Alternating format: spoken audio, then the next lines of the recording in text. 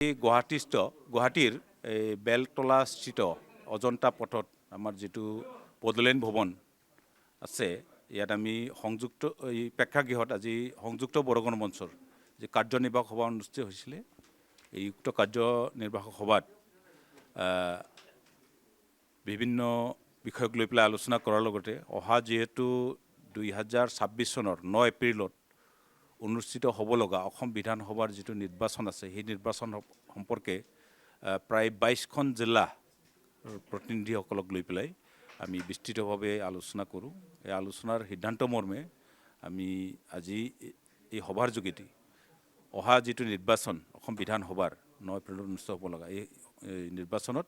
BJP ইয়াৰ সহযোগী দলসমূহক পূৰ্ণ সমৰ্থন দিয়াৰ এটা সিদ্ধান্ত লোৱা হয় কাৰণ আমাৰ বিভিন্ন দাবী আছে যেহেতু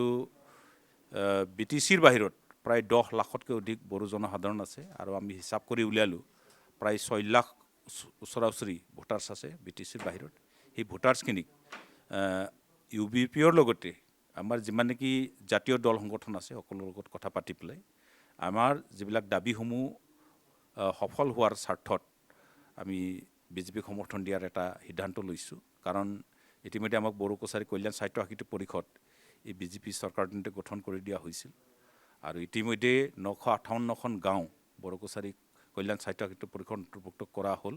আৰু বাকী আছে এইটো প্ৰচেষ্টা চলি আছে ইয়াৰ বাদে আমাৰ শিক্ষাৰ যেটো সমস্যা বড়ো মাধ্যমৰ BTCৰ বাহিৰত বড়ো কছাৰী কল্যাণ সাহিত্য সাহিত্য পৰিষদক ইতিমধ্যে দায়িত্ব অৰ্পণ কৰা হৈছে আৰু ইতিমধ্যে ভেঞ্চাৰ স্কুলৰ যিবিলাক লিষ্ট আছে ইতিমধ্যে জমা দি আছে ইয়াৰ বাদেও বিভিন্ন যিবিলাক সমস্যা আছে সেই সমস্যাসমূহ সমাধান দিয়াৰ স্বাৰ্থত আমি বিশেষকৈ 19 ফেব্ৰুৱাৰী আৰু 16 মাৰ্চ তাৰিখে দুবাৰকৈ মাননীয় মুখ্যমন্ত্ৰী মহোদয়ক আমি লগ কৰিছিলোঁ আমাৰ 22 দফীয়া ডিমাণ্ড আছিলে সেইটো দিছিলোঁ তেখেতে আমাক কিছুমানটো কৰি দিলে অলৰেডি আৰু কিছুমানটো কৰি দিয়াৰ যেটো আশ্বাস দিছে তেখেতৰ আশ্বাসত আমি আশ্বস্ত হৈছোঁ আৰু tribal affairs minister doctor Anuj পেগুৰ নাম আমি ল'ব লাগিব তেখেতে আমাৰ অলপ অভিভাৱক স্বৰূপেই তেখেতে যথেষ্ট সহায় সহযোগিতা কৰিছে এই কামবিলাকত আমি তেখেতৰ নাম ল'ব লাগিব আৰু তেখেতেও আমাক আশ্বাস প্ৰদান কৰিছে যেহেতু তেখেতে অহাকালি যেহেতু ধেমাজিত কিবা কৰিব নমিনেশ্যন ছাবমিট কৰিব আমি তেখেতৰ যেটো নমিনেশ্যন ছাবমিটৰ যেটো কাৰ্যসূচী তাত আমিও কেন্দ্ৰীয় সমিতিৰ পৰা মই নিজেই তাত অংশগ্ৰহণ কৰিবলৈ গৈ আছোঁ আজি ধেমাজিলৈকে বিশেষকৈ আমি এইবাৰ নিৰ্বাচনত প্ৰতিটো জিলাক আজি এটা নিৰ্দেশনা জাৰি কৰিছোঁ যে বিজেপি আৰু ইয়াৰ সহযোগী দল NDA যেটো প্ৰাৰ্থী BPF হওক AGP হওক JN হওক সকলোকে আমি প্ৰাৰ্থীসকলক সমৰ্থন দিব লাগে